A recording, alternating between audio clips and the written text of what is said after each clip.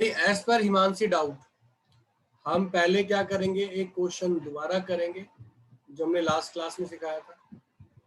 क्या हम बात करेंगे इनवर्स निकालना, ठीक है, जिसके अंदर माइनर, कोफैक्टर और डिटरमिनेंट, सॉरी एडजॉइंट निकालते कैसे, ठीक। मान लीजिए आपके पास क्वेश्चन है 2 3 4 5 1 3 1 2 9, ओके। तो बच्चों मैंने क्या सिखाया था, मैंने कहा था पहला काम है डिटरमिनेंट निकालना। For inverse we need what, 1 upon determinant of A into adjoint of A, ठीक। सर बोलो सर, इनवर्स तो आ गया सर, वो कर लेंगे, बस आप एडजॉइंट बता दो। एडजॉइंट 3 into 3 का कैसे होगा? एडजॉइंट पूछ रहे हो ना भाई, यस देखो। सर। हाँ ये रहने दो, फिर डायरेक्ट कर देते हैं एडजॉइंट। सिर्फ एडजॉइंट पूछना, adjoint of, yes adjoint of A क्या है, 3 कंडीशन होल्ड करता है, एक माइनर, एक कोफैक्टर और एक ट्रांसपोज। यानी जब हम माइनर को कोफैक्टर में बदलते हैं और कोफैक्टर का ट्रांसपोज करते हैं तो वो कंडीशन एडजॉइंट कहलाती है। यहाँ पर हर एक प्लेस का अपना डिटरमिनेंट वैल्यू होती है, हर प्लेस की अपनी डिटरमिनेंट वैल्यू होती है, जैसे मैं यहाँ शो कर रहा हूँ आपके सामने, ठीक।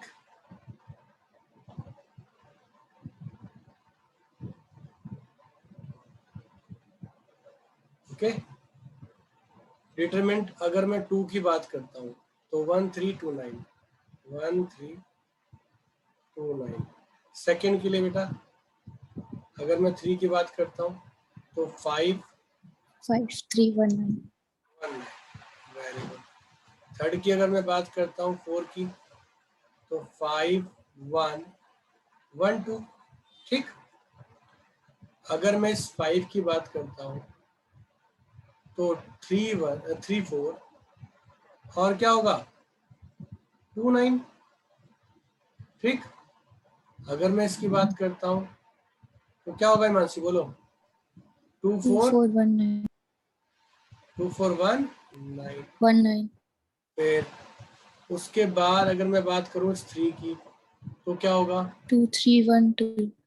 वेरी गुड, शाबाश। नेक्स्ट के लिए, इस वाले प्लेस के लिए 3 4, 3 4 1 3। Good, very good. नेक्स्ट के लिए 2 4 2 4 5 3। 5 3 और अगले के लिए 2 3। 2 3 5 1।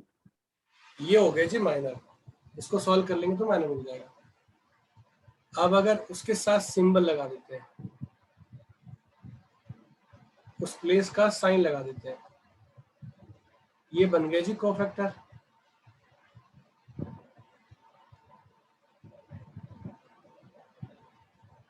ठीक। अब जब कोफैक्टर का यहाँ ट्रांसपोज शो कर देते हैं तो ये कहलाएगा एडजॉइंट। मैं डायरेक्ट कैलकुलेशन करा करता था, डायरेक्ट लिख लेता था, आप डायरेक्ट ना लिखें। इसे सॉल्व करोगे तो 9 माइनस 6 कितना आ गया 3। अब कितना होगा 45 माइनस 3 42। 42। 5 10 माइनस 1 9 और 27 माइनस 8 19। 19। अगला 18 माइनस 4 14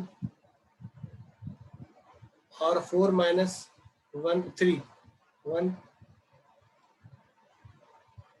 उसके बाद 9 माइनस 4 5 6 माइनस 20 6 माइनस 20 माइनस का 14। उसके बाद 2 माइनस 15 माइनस का 13। 13। ये ट्रांसपोज में है जाना। अब अगर मैं इसका साइन चेंज कर देता हूँ, क्या करता हूँ 3 minus 42 3 minus 44 9 minus 19 14 minus 1 5 14 minus 13, तो ये क्या कहलाएगा? एडजॉइंट कहलाएगा। ठीक, आगे बात सुन रहे? Yes sir. और किसी ने कुछ पूछना हो भाई जल्दी पूछो, जल्दी पूछो, फिर एक बार प्रॉपर्टी के ऊपर काम करेंगे। किसी का कोई डाउट है एक्सरसाइज से रिलेटेड? कोई डाउट? फिर मैं एक बार सारी प्रॉपर्टी करा के फिर ये मैं स्टार्ट करता हूँ। डन? बोलिए। अरे ओके है, स्टार्ट करूं?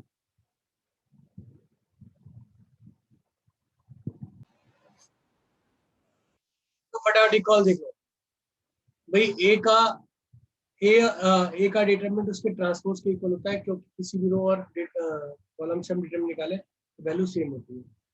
दूसरा, ए बी का determinant A determinant B determinant लिखा जा सकता है। तीसरा, के ए का डिटरमिनेंट के की पावर एन डिटरमिनेंट ऑफ ए लिखा जा सकता है। एन कैसे है इस चीज समझा दी मैंने आपको मैंने पढ़ाया था इनवर्स वाला पार्ट।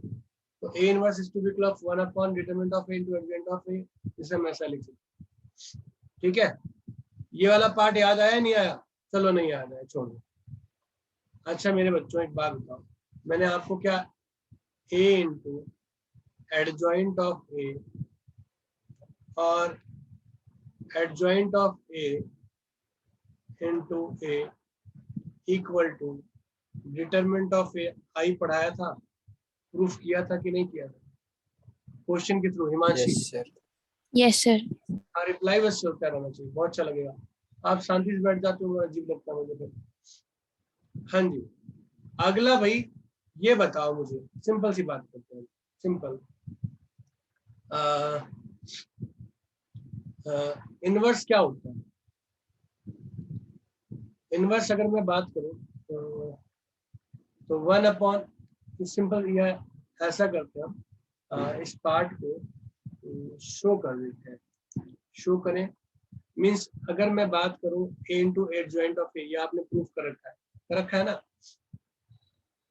इसी से हम फॉर्म बनाने की कोशिश करते हैं। अब आपको ये पता है कि एडजॉइंट ऑफ ए और ए क्या होता है, ये है पता। ठीक, यहाँ से एक प्रॉपर्टी बना रहे हैं, ये मालूम है नहीं मालूम है? अरे हाँ ना बोलो कुछ। Yes sir. अगर मैं ना दोनों साइड इधर भी, एक सेकंड टेक्निकल इशू आ रहा है।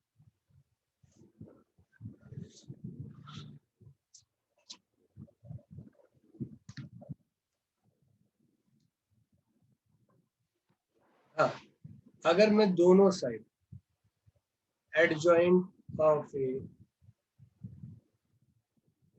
दोनों साइड लगा देता हूँ,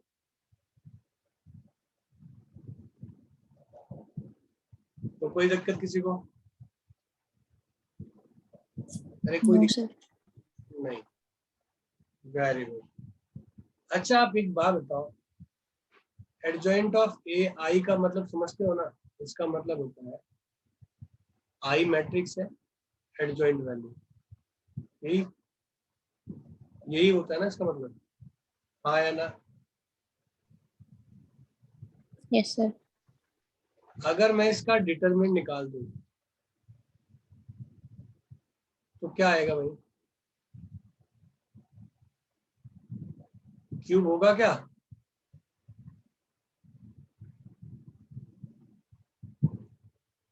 यही होगा ना? हाँ या ना? अरे बोलोगे? Yes sir. तो आपने क्या देखा कि ये डिटरमिनेंट ए की पावर 3 आ गया, और आपने प्रॉपर्टी पढ़ी थी, क्या पढ़ी थी कि ए बी का अगर ट्रांसपोज डिटरमिनेंट किया जाए तो ए का डिटरमिनेंट और बी का डिटरमिनेंट ये लिखा जाता है। तो क्या मैं एडजॉइंट ऑफ ए का डिटरमिनेंट अलग और ए का डिटरमिनेंट अलग कर सकता हूँ? हाँ या ना? Yes sir. अगर मैं ऐसा करता हूँ तो आपको ऐसा नहीं लगता कि एक पावर कट हो जाएगी, एक पावर कट जाएगी, लगता है नहीं लगता? अरे लगता है नहीं लगता? Yes sir. तो आपने देखा आपके पास ऑर्डर 3/3 था, है ना? तो n की वैल्यू कितनी आ गई? 2 आ गई, क्योंकि एक कम होनी है। अगर 2/2 होगी तो n की वैल्यू क्या हो जाएगी? 1 हो जाएगी, वन। क्योंकि यहाँ से एक फॉर्मूला नहीं बन जाता, यहाँ से एक फाइनल फॉर्मूला नहीं बन जाता। क्या? कि adjoint of A is equal to determinant n-1। Formula बनेगा नहीं बनेगा? ये इंपॉर्टेंट फॉर्मूला पेपर में आता है। Okay, yes. सर ये एडजॉइंट का डिटर्मिनेंट है ना? हाँ सर एलएचएस में एडजॉइंट का डिटर्मिनेंट है नहीं? हाँ, ये एडजॉइंट का डिटरमिनेंट बताया गया है। एडजॉइंट का डिटरमिनेंट हमेशा क्या होता है? डिटरमिनेंट की पावर n-1 होता है। ठीक, ये क्लियर हो गया सलोनी आपको? अरे मेरे बच्चों बोलो, अपना मुंह खोलो, कभी ना पढ़ा पाऊंगा आगे। ठीक है, अगली यस प्रॉब्लम। सर। हाँ, एग्जाम में बड़ा चालू है, वो क्या कहता है जी ये तो बच्चे रट के बैठे हैं, ये तो बुक में दिया हुआ है। उसने क्या किया, उसने कहा ऐसे बोला ए एडजॉइंट ऑफ बी बोल दिया और कहा जी इसकी वैल्यू निकालो, और गिवन आपके पास है डिटरमिनेंट ऑफ बी ट्रांसपोज जो कि 5 है, ऑर्डर 2/2 है, और ए का डिटरमिनेंट 3 दिया हुआ है। इसकी वैल्यू निकाल कर मुझे दिखाओ।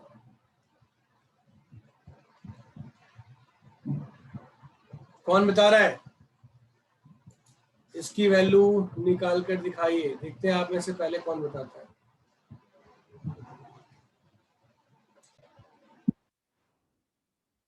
देखो जी, प्रॉपर्टी समझते हैं पहले। इसका मतलब हुआ ए का डिटरमिनेंट और एडजॉइंट ऑफ बी का डिटरमिनेंट, ये हुआ ना? अभी हमने ऊपर सीखा कि जो एडजॉइंट ऑफ बी होता है वो उसके डिटरमिनेंट की पावर n-1 होता है। ठीक है, तो जी बी, फिर हमने कहा यार ये तो बी तो हमें पास है ही नहीं, हमारे पास तो बी ट्रांसपोज दे रखा है। फिर हमें पता है कि बी का डिटरमिनेंट बी के ट्रांसपोज के डिटरमिनेंट के बराबर होता है। पढ़ा है नहीं पढ़ा? पढ़ा है, तो उसको ऐसे लिख सकते हो। तो ये 2 था तो 2-1 हो गया, तो ये किसके इक्वल आ गया? इसके इक्वल आ गया ना? इसकी वैल्यू कितनी? 5, इसकी वैल्यू 3, कितना हो गया? 15। अरे क्लियर हुआ बच्चों या नहीं हुआ? Yes exam sir. में क्वेश्चन पूछ लेता है, वो ऐसे ही मॉडिफाई करेगा, मतलब क्वेश्चन को ना, वो आपने नोटिस किया इस क्वेश्चन यानी इस पार्ट के अंदर मैंने 3 प्रॉपर्टी यूज कर ली, डिटरमिनेंट 3 यूज करी ना, तो क्वेश्चन ऐसे ही मॉडिफाई किए जाएंगे, सीधे क्वेश्चन नहीं मिलेंगे। क्लियर है? अरे अगर ओके है तो फिर मैं आगे बढ़ूं।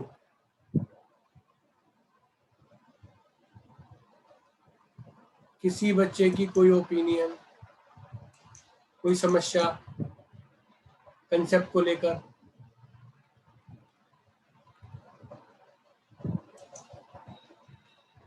या तो मेरी बात सुनाई नहीं दे रही या रिप्लाई नहीं करना चाहते तुम लोग? Yes sir.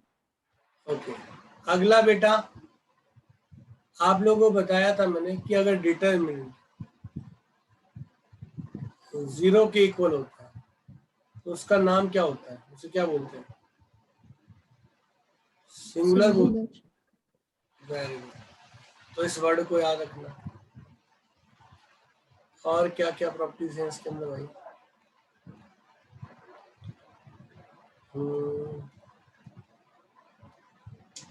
ओके, एक काम करते हैं, प्रॉपर्टी तो ऑलमोस्ट मैंने करवा दी, प्रॉपर्टी तो मैंने ऑलमोस्ट करवा दी। एक क्वेश्चन और कर लेते हैं। अरे हाँ, एक प्रॉपर्टी तो रह ही गई, देख लेते हैं, प्रॉपर्टी देख लेते हैं, सारी खत्म करते हैं। भाई ए के, ध्यान रखना, ए के इनवर्स का ट्रांसपोज उसके ट्रांसपोज के इनवर्स के बराबर होता है। नोट कर लेना, ए के ट्रांसपोज का इनवर्स उसके ट्रांसपोज के इनवर्स के इक्वल होता है। ए बी का इनवर्स किसके इक्वल होता है? बी इनवर्स और ए इनवर्स के इक्वल होता है। ए बी का जो ट्रांसपोज होता है वो क्या होता है? बी ट्रांसपोज ए ट्रांसपोज होता है। पढ़ा रखा है ना सब, ये सब पढ़ाया हुआ है ना, हाँ या ना? हाँ सर। हाँ। उसके बाद अगर किसी डिटरमिनेंट के इनवर्स का इनवर्स की बात की जाए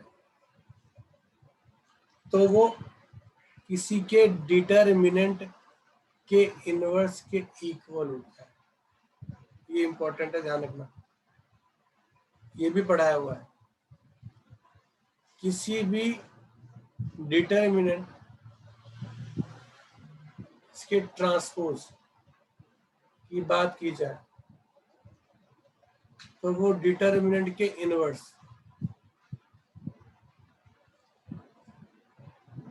के इक्वल कहलाएगा या उसके डिटरमिनेंट के ट्रांसपोज के इक्वल, इनवर्स के इक्वल कहलाएगा। क्योंकि डिटरमिनेंट ऑफ ए निकालो चाहे डिटरमिनेंट ऑफ एनी ट्रांसपोज निकालो, वो क्या होता है? सेम होता है। तो एग्जामिनर ना थोड़ा जो खुरापात करता है, परेशान करता है बच्चों को, वो इन लॉजिक में परेशान करता है, ऐसे क्वेश्चन जनरेट करता है, ऐसे कोई चीजें बनाता है, ठीक है? मतलब वो प्रीवियस चीजों को ही लेकर उसमें छोटी छोटी चीजें एडअप कर कुछ नई कंडीशन बनाने की कोशिश करता है, जिसके कारण बच्चे क्या हो जाते हैं? परेशान हो जाते हैं और फिर वो निकाल नहीं पाते। ठीक है, समझ में आई बात या नहीं आई? ये जो मैंने अभी प्रॉपर्टीज करवाई, ये समझ में आई या नहीं आई?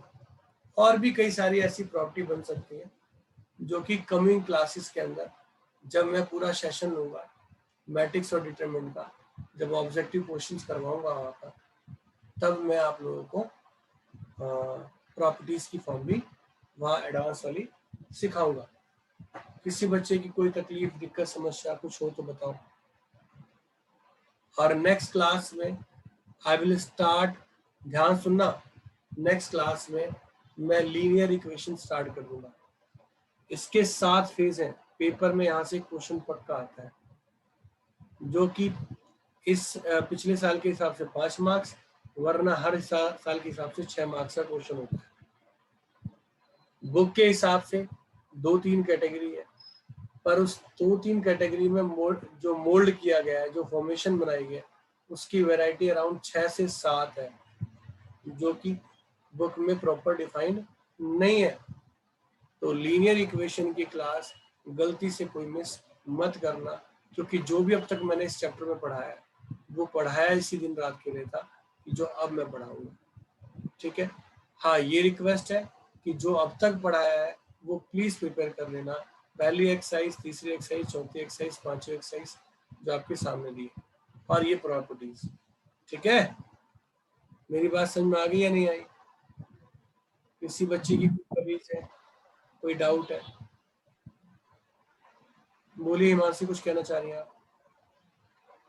सर सैटरडे संडे क्लास होगी इस पर? सैटरडे से, हाँ संडे को क्लास होगी ना बेटा, सैटरडे संडे क्लास होगी। क्यों, क्या हो गया? तो कुछ नहीं ऐसे।